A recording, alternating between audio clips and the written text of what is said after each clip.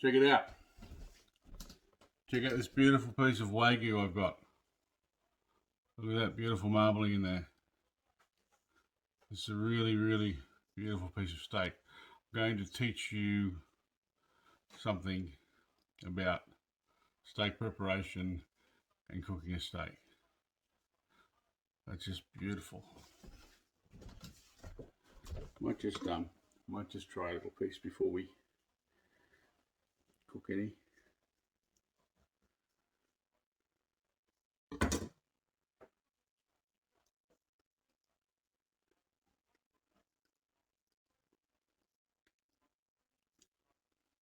It's really, really good.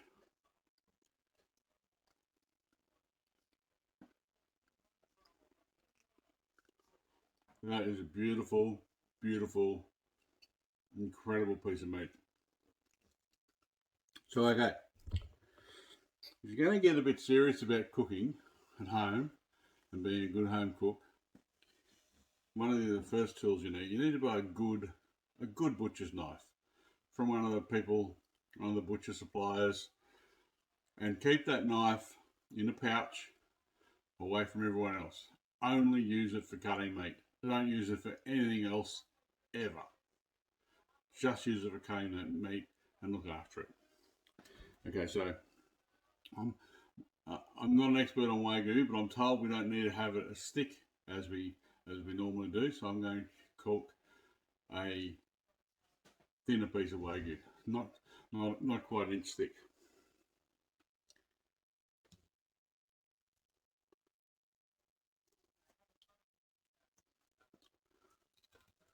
Being careful to get it very even. Right, look at that. Just look at that. It's just beautiful.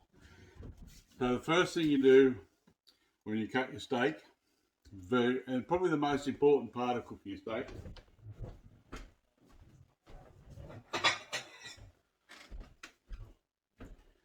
put it on a plate. Put it on a plate like that, and then put it somewhere safe. I like putting mine either in the oven or in the microwave closed, obviously not on, and leave it sit for 3 or 4 hours out of the fridge. It needs to be room temperature when you cook it. If it's cold, you'll startle the meat and you'll do damage to it. The best way to have a really nice piece of steak, it starts with the breeding of it and having calm cattle, looking after your cattle and keeping them calm. And it's the same once it's been processed. Keep your meat calm. Don't startle it. Don't do anything that's going to, like, turning it over and turning it over and turning it over. I saw some young woman chef the other day talking about continuing to turn your steak over. Don't listen to that rubbish. These new age cooks who think they know everything, they don't. By doing that, when you put it on the pan, you're chasing all the juices up away from the heat. And you turn it over, and then you're chasing all the juices up away from the heat again. And you're chasing the juices through and through and through the meat, and it's just ruining the meat.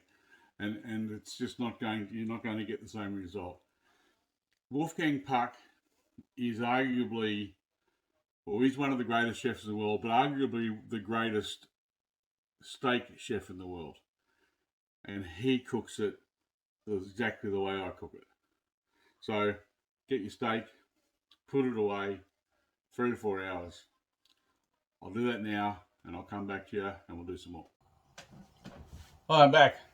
Our little piece of steak has been just sitting in the air fryer, not turned on, just sitting in there so a fly or a bug or something can't get it. Ready? So now I'm just going to rub a little bit of olive oil on the surface I'm about to cook.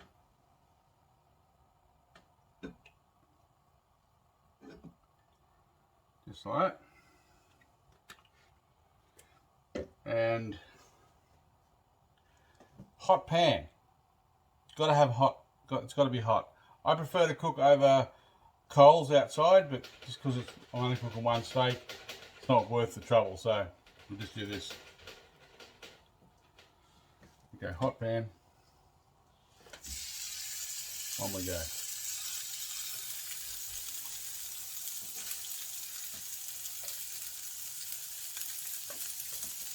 Only need probably for a steak this thick a minute aside.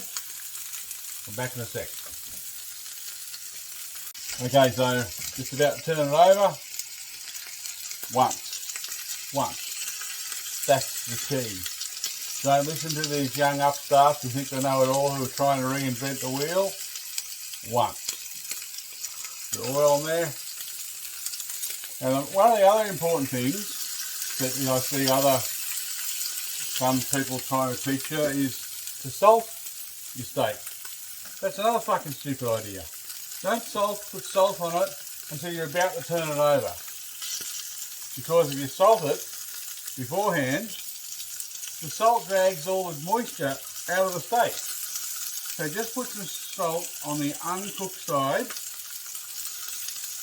just before you turn it over. That's all you need to do. And turn it over.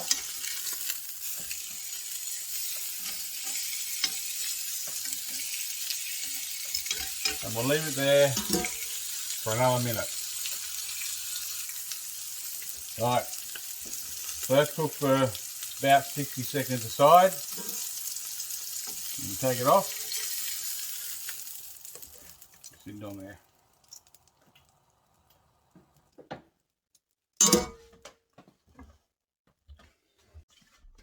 Now I've just let that rest for 2 minutes because that's how long I cooked it for.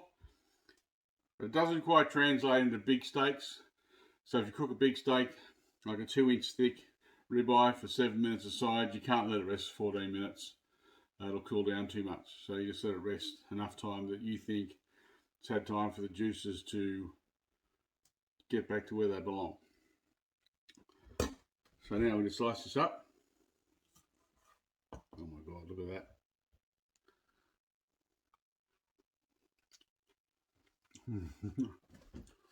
Okay.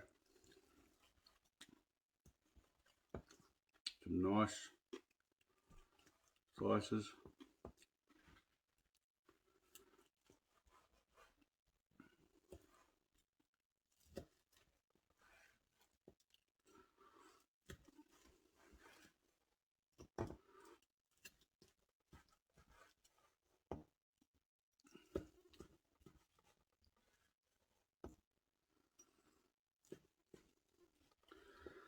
This is beautiful.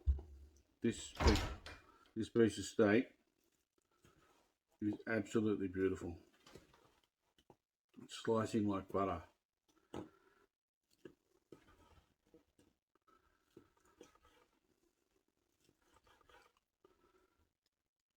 Right, hang on a second.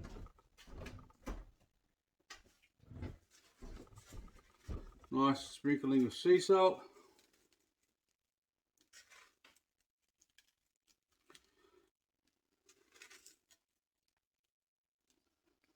And that's pretty much all it needs. And you've got a perfect piece of rare Wagyu.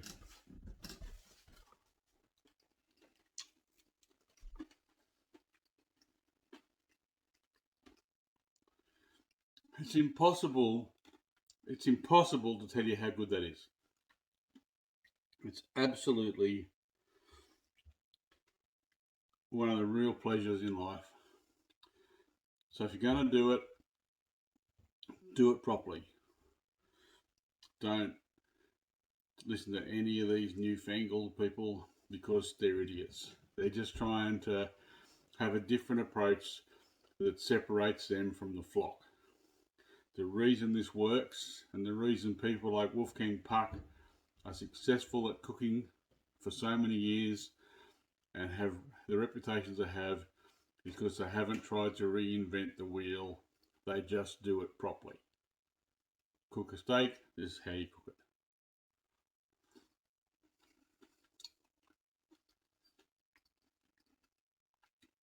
So yeah.